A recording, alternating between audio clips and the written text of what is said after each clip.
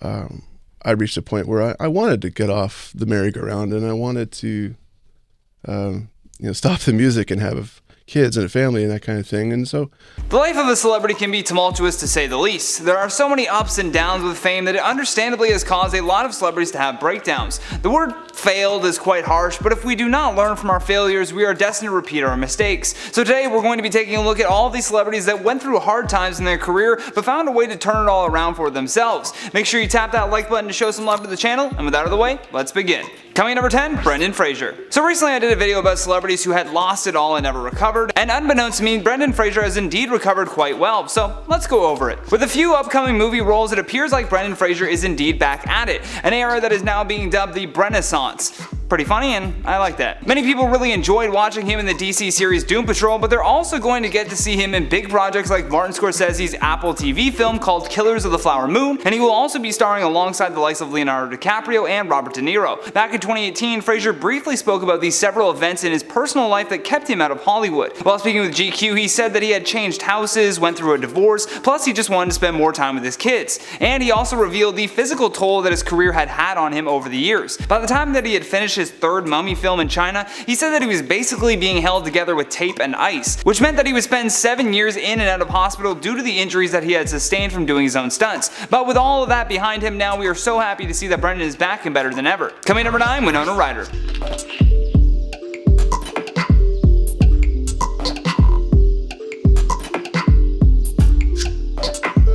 Now when it comes to excuses for shoplifting, Winona takes the cake. Her week-long shoplifting trial in 2002 ended with a guilty verdict on the charges of grand theft and vandalism. This comes after she walked away with more than $5,500 in merchandise stolen from Saks Fifth Avenue in Beverly Hills. She was however found not guilty of commercial burglary, which requires proof that she entered the store with the intention to steal. Although interestingly enough, the store's security chief testified that the actress claimed her theft was just her way of getting into a character for an upcoming role. She was sentenced to 3 years supervised probation, ordered to do 480 hours of community service, and fined a total of $2,700. Ryder was also ordered to pay compensation to Saks for the stolen items and undergo counseling. However, after taking some years off from acting to work on herself, she made an amazing comeback when she was cast in Stranger Things. Coming number 8, Robert Downey Jr. At this point, it's pretty common knowledge that RDJ had a history of addiction, but what most people didn't realize is that his issues all began at 6 years old. His father was a filmmaker and addict who enjoyed giving his young son a to smoke at the age of 6. Downey claimed that he was surrounded by drugs as a young kid and often used drugs as a way to bond with his troubled father. He believed that when they did this together, that it was his father's way of expressing love for him, the only way that he knew how. He nearly ended his acting career after being arrested several times for possession of cocaine, heroin, and marijuana use, before spending a year in prison in 1999, which meant the cancellation of several acting jobs. Director Jodie Foster even caught him doing on the set of her movie called Home for the Holidays. She begged him to get help, but Downey would continue to spiral out of control. After struggling even more with abuse between 2001 and 2003, Downey finally was able to kick the habit through a combination of the 12-step program, meditation, yoga, and martial arts training. Plus, being cast as Iron Man certainly helped give him more credibility in the world of acting. Coming number 7, Neil Patrick Harris. Neil Patrick Harris is well known for his portrayals of both likably average and flamboyantly unconventional characters. Neil first rose to fame as the star of Doogie Howser's MD in the early 1990s, but sadly it took him a while following that to repeat this level of success. Finally in 2004, he made a cameo as a sort of fictional version of himself in the film Harold and Kumar Go to White Castle. Following that, he landed the role of Barney in the hit show How I Met Your Mother, which ended up earning him 4 straight Emmy nominations, and from there his career really began to boom once again. He was named one of Time Magazine's 100 most influential people in 2010. He also hosted the Primetime Emmy Awards in 2009 and 2013, as well as the Academy Awards in 2015. At that event in particular, Neil made history becoming the first openly gay man to host the Academy Awards. Coming number 6, Matthew McConaughey. Similar to Brendan Fraser, when Matthew made his big comeback, it was dubbed the McConaissance. Matthew's first breakout role was in the film Dazed and Confused, but by the early 2000s he kept being typecast for romantic comedies. Now to most people you'd think, how can you call this a failure if he's still working in Hollywood? But for an actor who wants to take on more diverse roles and really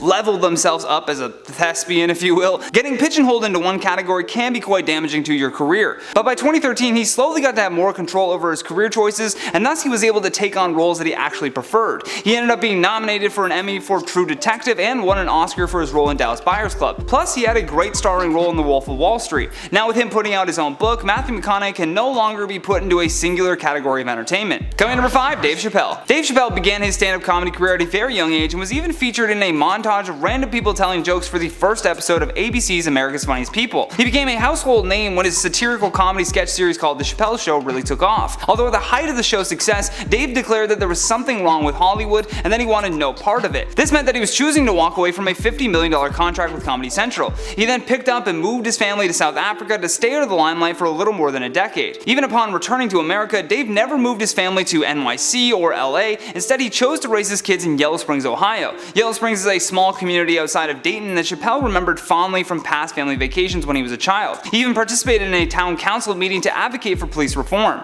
even though he signed a Netflix deal bringing him in $20 million per special. Safe to say that even with Hollywood trying to make him out to seem like a crazy person and a failure for leaving The Chappelle Show, Dave is back and better than ever. Coming in number 4, Martha Stewart. If you don't know, in 2004, Martha was sentenced to 5 months in prison after being found guilty of lying to investigators who were trying to suss out if she and her stockbroker buddy were doing insider trading. I'm not going to get into what insider trading is, but all you need to know is that it's illegal. Shortly after news of her border denial went public, the UK Border and Immigration Agency released a statement that said the government will continue to oppose entry to the UK for those who have been found guilty of a serious criminal offense abroad. I suppose they wanted to make an example out of someone, and Martha Stewart's a good person to do that, because lying to a government agency is considered a federal crime in the United States, and because of that you're more likely to be automatically banned from entering some other countries. But after getting out of prison, Martha managed to make her way back to the top of being a popular television personality. She even started her own show with Snoop Dogg called Martha and Snoop's Potluck Dinner Party, which is an amazing combination of personalities. Coming number 3, Mickey Rourke. Mickey Rourke has had such an interesting career. After he became well known in the 80s as a Hollywood tough guy and a symbol of masculinity,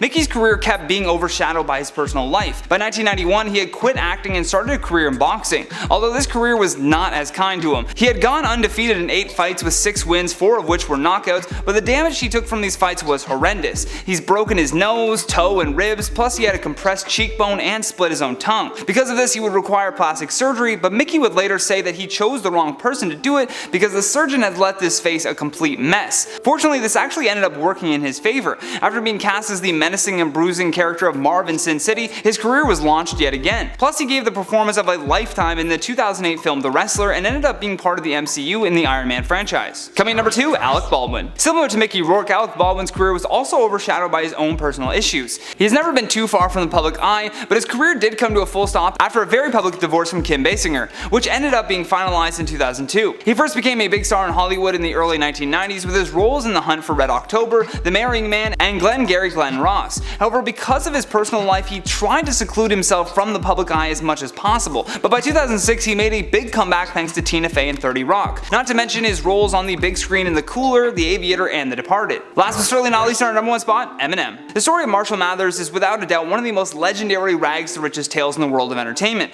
At 14 years old, he began rapping in clubs in Detroit, Michigan, and he missed school so much that he had to repeat the 9th grade 3 times before he finally decided to just drop out. He was a big part of the underground rap battling scene, and when he placed 2nd in the freestyle category at the 1997 Rap Olympics in LA, he drew the attention of Dr. Dre. From there, he rose to become the best-selling artist of the 2000s. Unfortunately though, in 2005 he had to cancel his European tour and be treated for addiction to prescription sleeping medications. Plus, after losing his dear friend Proof, he became very depressed. Speaking with XXL magazine, he says, "I think it kinda hit me so hard, it just blindsided me. I just went into such a dark place that with everything, the my thoughts, everything, and the more drugs I consumed, and it was all depressants I was taking, the more depressed I became, the more self-loathing I became." But in 2009 he released the album Relapse. Then in 2017 he was back making music regularly and teaming up for big collabs with people like Beyonce, Ed Sheeran, Pink, and many more. But guys, that has been the top 10 celebrities that failed and made a big comeback. But before we get out of here, I'm going to check out some of your comments from the video titled "You Won't Believe What Jamie Spears Did Now." Kelly Archer says, "I'm so glad to hear that Britney has a lawyer who is actually making things happen for her. I look forward to the day when the conservatorship ends." Oh, we do too. Katie Verena says, "Jamie Spears is seriously psychotic. Any court that can't see that kind of abuse and his money-hungry ways is just plain blind. Stop with this injustice already." I'm sure it's going to stop pretty soon because more and more people are getting very frustrated with this whole situation. Jamie M says, "Let's swap their roles and give Britney full control over her father and see how he likes it." I mean, that's an interesting ruling. We'll see if they follow suit. Kim says, a father should want to have the best interests of their children and want them to be happy. This father has failed in so many ways. I'm sure we could do a top 10 list on the ways that he's failed. Perfectly Butterfly says, happy to see it's moving forward for Brittany to finally be free from her father's control on her life. No one deserves this kind of manipulation. Absolutely not. I mean, sure, it might have made sense at the time, but 13 years removed, definitely not. But guys, that is the end of today's top 10. I hope you enjoyed it. I've been your host, Johnny Rogers, and until next time, stay classy, YouTube, or at least try.